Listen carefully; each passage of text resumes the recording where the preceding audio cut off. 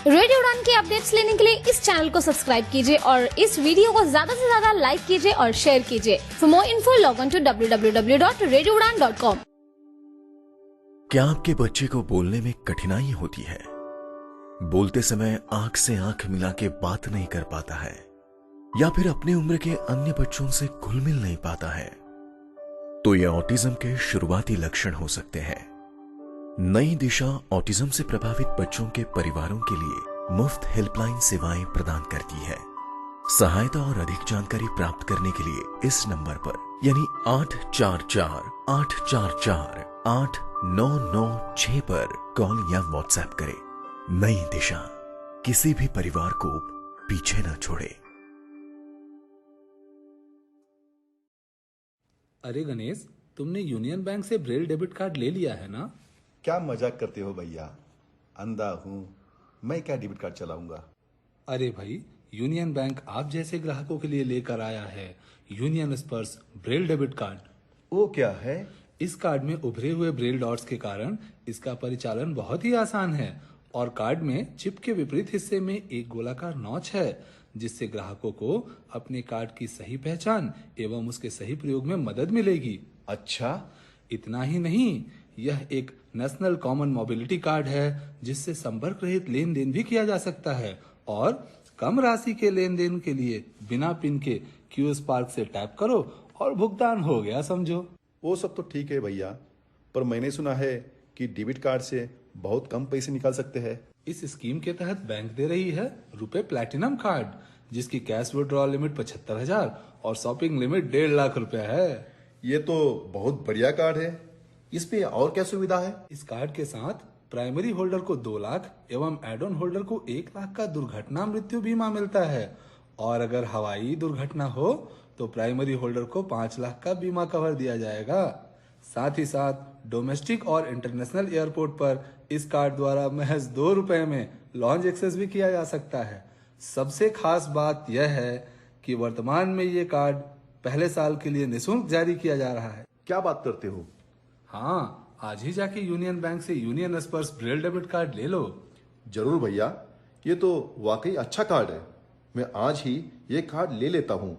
Union bank की यह पहल हमारे लिए एक नया उजाला लेके आई है। अरे, यूनियन बैंक का तो नारा ही है, अच्छे लोग अच्छा बैंक। अभी आप सुन रहे थे यूनियन पॉडकास्ट। अगली कड़ी में फिर हाजिर होंगे एक नए पॉडकास्ट के साथ। तब तक के लिए नमस्कार। नमस्कार श्रोताजन, रेडियो उड़ान और स्पेक्ट्रम ऑटिज्म के इस सामूहिक प्रयास empowering parents with talking fingers में मैं रश्मि सूद आनंद आप सभी का स्वागत करती हूँ।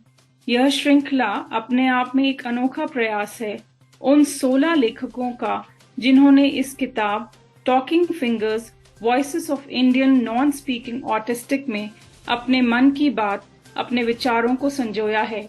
यह सभी लेखक 8 से 25 वर्ष की आयु श्रेणी में आते हैं, जिसका मतलब यह है कि यह किताब हर उम्र से जुड़े अनुभवों को हमारे सम्मुख संजोकर लाई है। इन सभी बच्चों के अभिभावकों और रेडियो उड़ान के सहयोग से आज विश्व ऑटिज्म जागरूकता दिवस के उपलक्ष्य में हमारा यह प्रयास है कि ऑटिज्म के बारे में अधिक से अधिक जानकारी आप तक पहुंचा सके। इस विषय पर चर्चा करने के लिए आज हमारे साथ जो अभिभावक जुड़ने जा रहे हैं, उनका नाम है दिव्य शिखा वर्मा जी। यह 25 वर्षीय तरुण की प्यारी माँ है जो एक्शन फॉर ऑटिज्म टीम से पिछले 15 सालों से जुड़ी हुई हैं। वह एक माँ होने के साथ साथ एक स्पेशल एजुकेटर और रिहैबिलिटेशन प्रोफेशनल भी हैं। उनका इस फील्ड में बहुत ही महत्वपूर्ण योगदान रहा है। अब मैं आपको तरुण का परिचय देती हूँ, जो कि किताब टॉकिंग फिंगर्स के लेखकों में से एक हैं। तरुण 25 वर्षीय आत्मनिर्भर नौजवान हैं और वह ऑटिज्म स्पेक्ट्रम में होते हुए भी हम सब के लिए एक मिसाल है। चलिए अब हम अपनी बातचीत दिव्या जी से शुरू करते हैं। धन्यवाद रश्मि, इस सुंदर से परिचय के लिए। दिव्या जी, आप अपनी यात्रा हमारे साथ साझा करें। मेरी यात्रा तरुण के साथ आज से 25 साल पहले शुरू हुई थी। जब तरुण को मैंने जन्म दिया था, वो छोटा सा बच्चा, बहुत प्यारा बच्चा, उसके लिए हमारे हजारों सपने थे, जैसे हर माता पिता के होते हैं। और वो जैसे जैसे बड़ा होने लगा, वो बहुत ही हमें खुशियां देने लगा और हमें लगा कि अब काफी तेज बच्चा है, बहुत जल्दी सारी बातें समझता था जो उसकी पसंद की होती थी, जिसमें उसका इंटरेस्ट होता था, वो बहुत जल्दी सीखता था।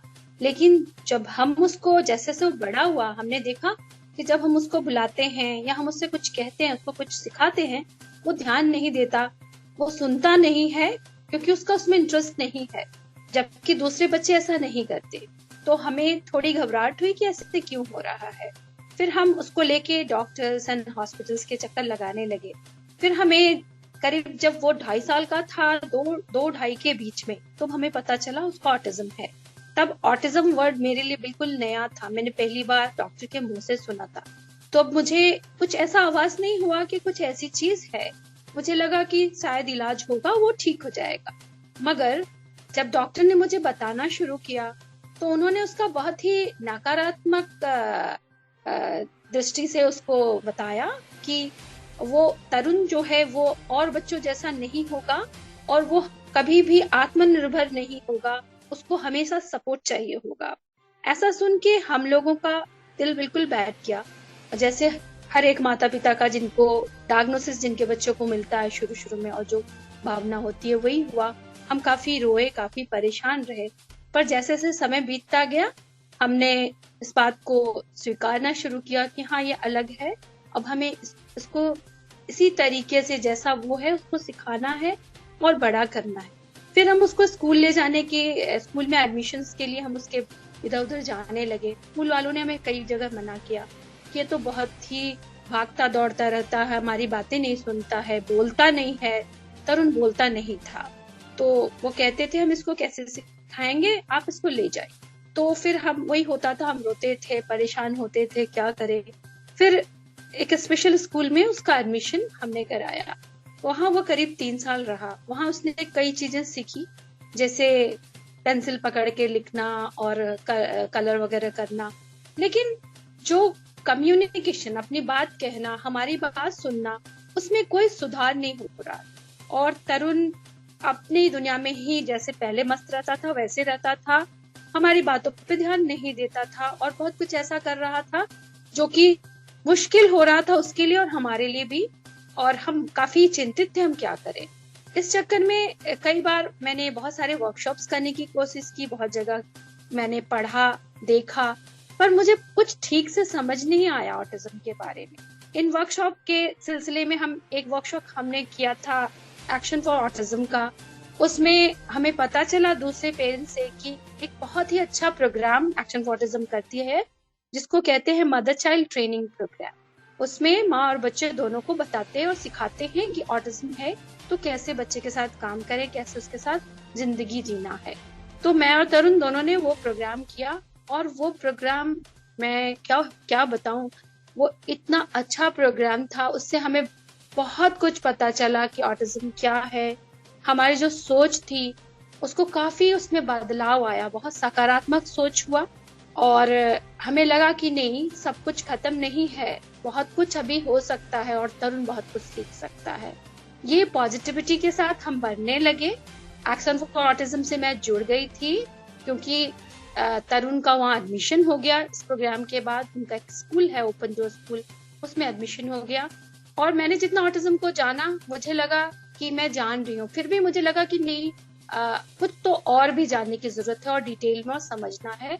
तो मैंने एक कोर्स किया रिहेबिलिटेशन काउंसिल ऑफ इंडिया का, जो कि एक्शन फॉर ऑटिज्म में चलता है। उस कोर्स को करने के बाद मैं रिहेबिलिटेशन प्रोफेशनल बन गई और मैं एक्शन फॉर ऑटिज्म के साथ ही स्पेशल एजुकेटर एंड काउंसलर की तरह काम शुरू कर दिया मैंने। ये 15 साल पहले की बात है।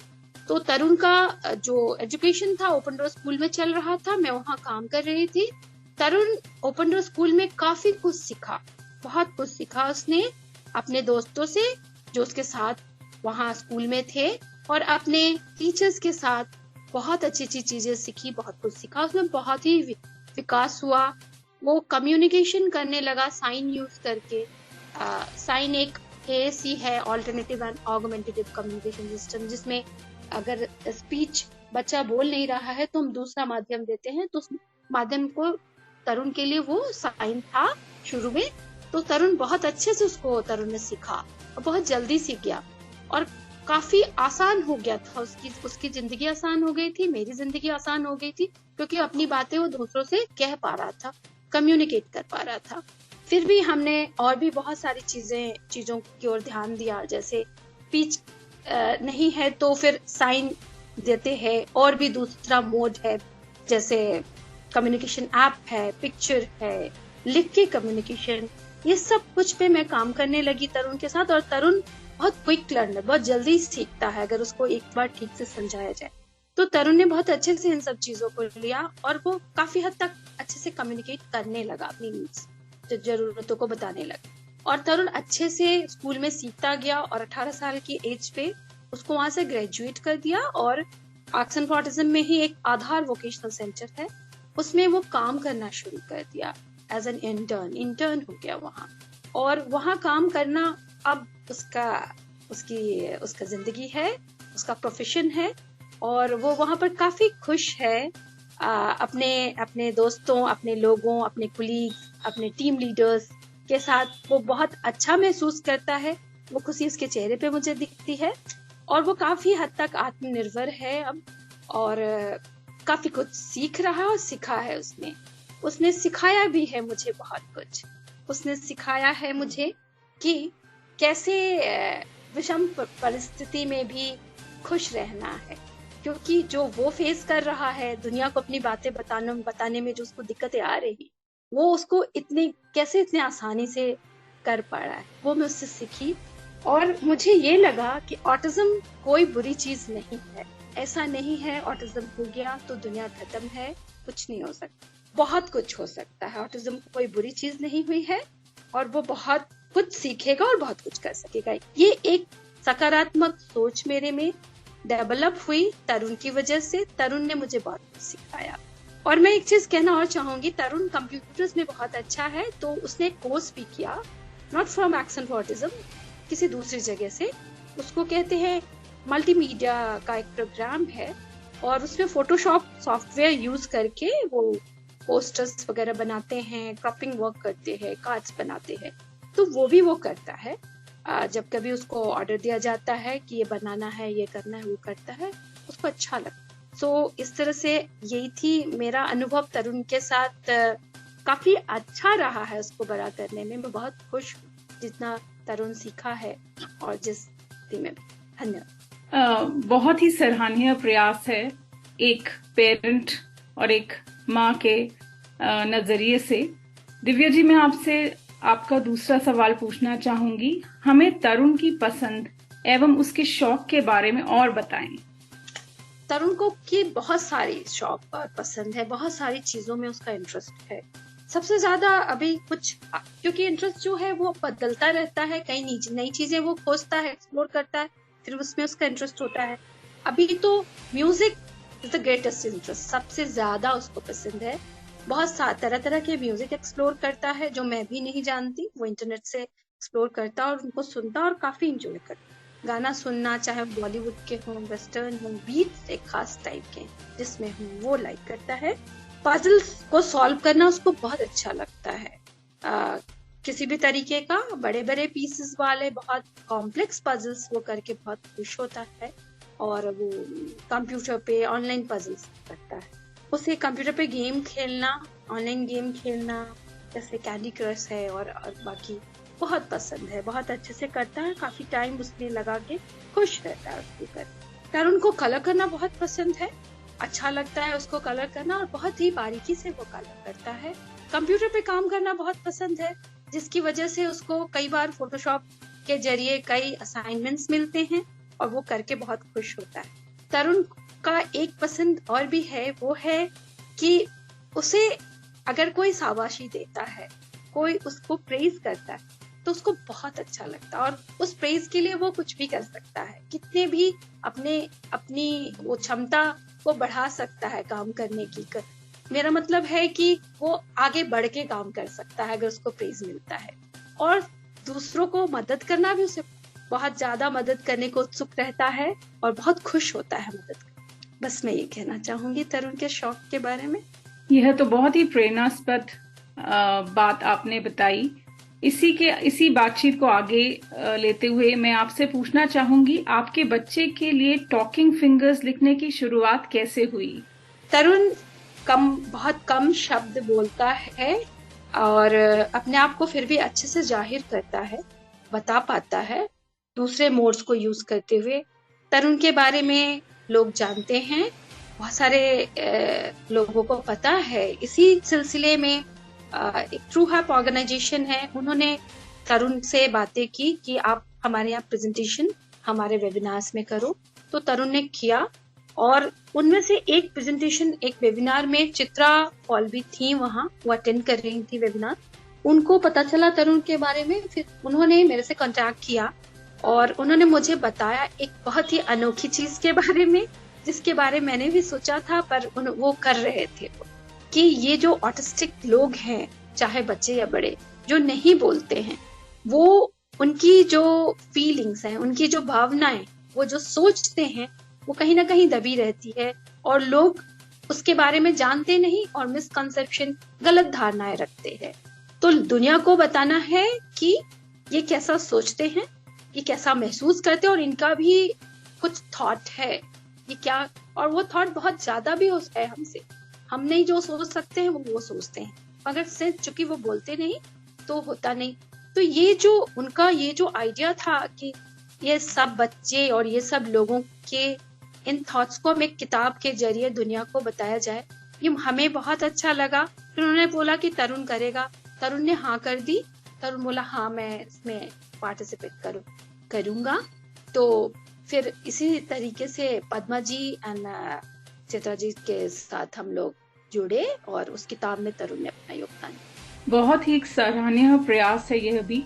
तो दिव्या जी, मैं आगे और आपसे पूछना चाहूंगी इसी संदर्भ में कि टॉकिंग फिंगर्स किताब के प्रकाशित होने के बाद आपके और तरुण के जीवन में क्या बदलाव आया है? काफी कुछ बदलाव आया है और बहुत ही सुंदर बदलाव में कहूंगी, बहुत ही सकारात्मक बदलाव आया है। वो ये कि एक फीलिंग डेवलप हुई है तरुण में और मेरे में कि दुनिया जो है वो जान पा रहा है कि ऑटिस्टिक लोग जो नहीं बोलते हैं वो सोचते हैं और कुछ कम नहीं सोचते, ज्यादा भी सोचते हैं, और लोगों को ये पता चल सका है। साथ में हमें बहुत सारे अभिभावक और बहुत सारे ऑटिस्टिक लोगों के बारे पता चला है, उनसे बहुत सीखने का मौका मिला है हमें और तरुण को, और हमसे भी लोगों ने काफी सीखा है। तो ये बहुत ही सकारात्मक बदलाव है जो आया है हमारी जिंदगी। यस रस। दिव्या जी, मैं आपसे बातचीत करते हुए आगे एक और इसी संदर्भ में एक और सवाल पूछना चाहूंगी कि जागरूकता और समावेश के मामले में आप समाज में क्या बदलाव देखना चाहते हैं?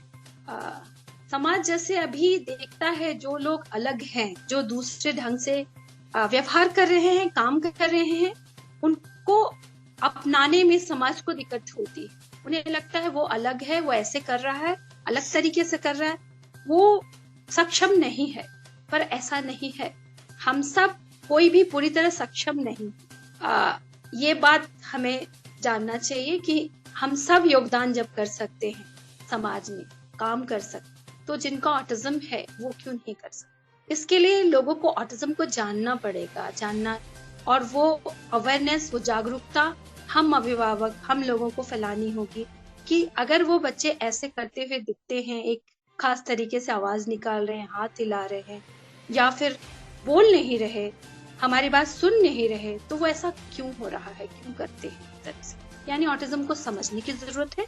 उसके बाद ये धारणा में बदलाव चाहिए कि यस, कुछ कमी भी है तो वो कमी सब लोगों में है, ऑटिज्म हो ना, फिर भी सब लोगों को जब अधिकार है समाज के हर चीजों में भाग लेने का, तो ऑटिस्टिक लोगों को क्यों नहीं? तो मैं ये बदलाव देखना चाहती हूँ और इसके लिए शुरुआत हमें अपने आप से करना होगा। हाँ, हम उन्हें कहीं से छोटा नहीं आके कि वो अलग हैं, वो ये नहीं कर पा रहे, बोल नहीं पा रहे, तो कंट्रीब्यूट नहीं। ये मैं बदलाव देखना। धन्यवाद। दिव्या जी, ये तो आपका बहुत ही सकारात्मक विचार हैं। तो इसी को आगे ले जाते हुए मैं चाहूंगी कि आप हमें बताएं तरुण के साथ जो आपकी यात्रा रही है, यदि आप पीछे मुड़कर देखें तो क्या आप कुछ अलग करना चाहते हैं या आप कुछ बदलना चाहती हैं? तरुण के साथ जो मेरी यात्रा रही है बहुत ही अच्छी, बहुत ही खूबसूरत, बहुत ही सेटिस्फाइंग रही है। फिर भी अगर सुधार हर समय हरदम रहने का स्कोप रहता है। तो जो आज तरुण है, जितना कुछ उसने सीखा है, जितना वो परफॉर्म करता है, जैसा इंसान है वो बहुत ही, मैं उससे बहुत संतुष्ट हूँ। लेकिन मुझे लगता है, जैसा मैं महसूस करती हूँ, कि अगर मैं कुछ एक चीज अलग ढंग से की होती तो शायद तरुण अभी और भी ज्यादा विकसित और भी ज्यादा अलग ढंग से बड़ा हुआ होता। वो ये है कि मेरा ध्यान, जब मुझे पता चला कि ऑटिज्म है, तो क्या क्या अलग है जिनको ऑटिज्म नहीं है, और उस अलग चीज में जो अंतर है दूसरे नॉन ऑटिस्टिक एंड ऑटिस्टिक के भी, उसको कम करने के चक्कर में जो मैं लगी रही, मेरा ध्यान ज्यादातर उस पे रहा, इस पे नहीं रहा कि वो एक बच्चा है। कम रहा उस पे, एक्चुअली रहा कम रहा, और वो बच्चा है और वो दूसरे बच्चों जैसा ही है। उसके साथ मुझे एंजॉय करनी, बातें करनी, ना कि सिर्फ सिखाना है। अगर मैं वो करती, वो क्योंकि मैंने सिखाने का काम ज्यादा किया, बातें कम की। जैसे दूसरे बच्चों के साथ आप इंटरेक्ट करते, खेलते हैं, एंजॉय करते हैं, वो कम किया मैं। अगर वो मैं ज्यादा की होती तो तरुण शायद जो भी है उससे थोड़ा अलग होता, और भी ज्यादा विकसित होता, और भी ज्यादा वो आगे की ओर होता। तो लेकिन मैं ऐसा इसलिए कह रही हूँ कि मुझे इतना इस चीज का वो नहीं है, मतलब इस चीज की दिक्कत नहीं है कि ऐसा हुआ, मगर ऐसा मैं इसलिए कहना चाहती हूँ कि जो लोग अभी, जिनके बच्चे छोटे हैं, वो पेरेंट्स अगर ऐसा करें जो मैंने नहीं किया, तो शायद वो और भी अच्छी तरह से ब्लूम कर सकेंगे बच्चे, और आगे वो और काफी डेवलप कर सकेंगे, और बहुत अच्छा उनका भविष्य हो सके। स्टार्ट करूं? आपने इतने विस्तार से हमें बताया और इतनी बहुमूल्य जानकारी दी, उसके लिए आपका हार्दिक आभार। टॉकिंग फिंगर्स किताब अंग्रेजी, हिंदी भाषा में अमेज़न पर उपलब्ध है। एक बार फिर से दानिश जी, रेडियो उड़ान, पद्मा जी, चित्रा जी, जिनके अथक प्रयास का परिणाम यह किताब टॉकिंग फिंगर्स है, का हार्दिक आभार, और टीम स्पेक्ट्रम ऑटिज्म की ओर से अनेकानेक शुभकामनाएं। नमस्ते। धन्यवाद रश्मि जी, बहुत बहुत धन्यवाद।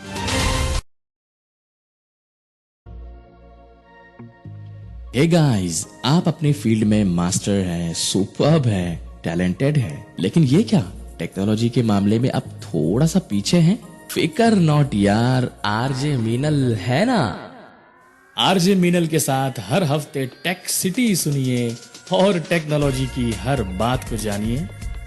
सुनिए टेक सिटी हर गुरुवार रात 9 बजे से 10 बजे तक, जिसका पुनः प्रसारण होगा हर शुक्रवार शाम 4 बजे से 5 बजे तक, सिर्फ और सिर्फ रेडियो उड़ान पर।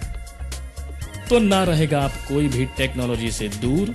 हर हफ्ते टेक सिटी सुनिए हुजूर, सिर्फ और सिर्फ आरजे मीनल के साथ।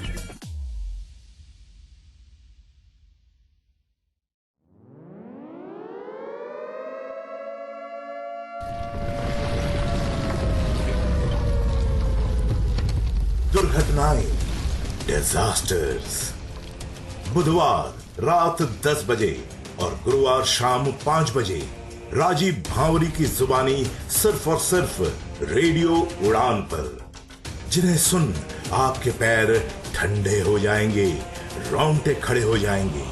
राजीव भांवरी से आप सुनेंगे बड़े पैमाने पर घटित हो रही प्राकृतिक और मौसमी आपदाएं एवं दुर्घटनाएं, जिसके सामने इंसान बेबस और लाचार नजर आते हैं।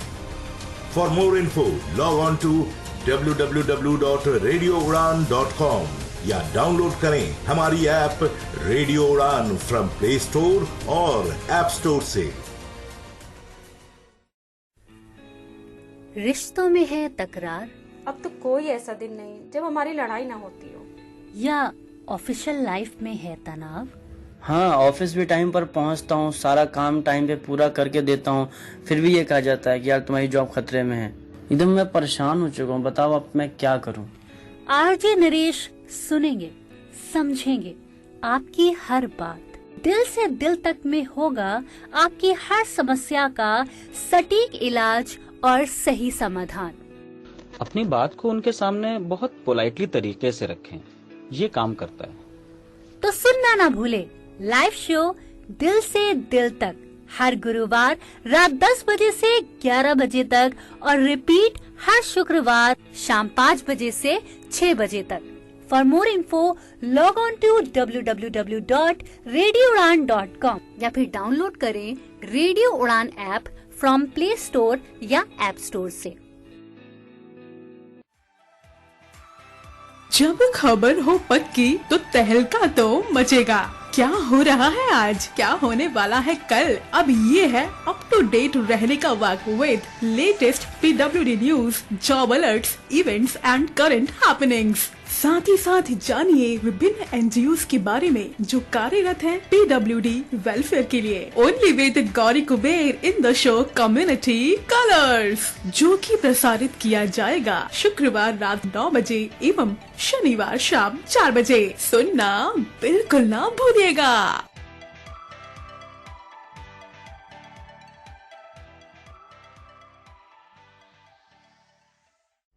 कभी अतीत का किस्सा सुनाती, कभी उलझे सवालों का जवाब ढूंढ लाती, कभी बनती खाली समय का सहारा, सुखों से भरा है इसमें जीवन सारा। इसकी कहानी कविताओं में मिलता ज्ञान का भवसागर, ये किताबों की दुनिया है जो भर दे गागर में सागर। कभी मोहब्बत के किस्से, कभी परियों की कहानी। सुनना ना भूलिए show book word RJ Rajeshwari की जुबानी। सुनना ना भूलिए शो बुक वर्ल्ड हर बुधवार शाम 8 बजे से 9 बजे तक और रिपीट ब्रॉडकास्ट हर बृहस्पतिवार शाम 3 बजे से 4 बजे तक। For more info log on to www.radioudan.com।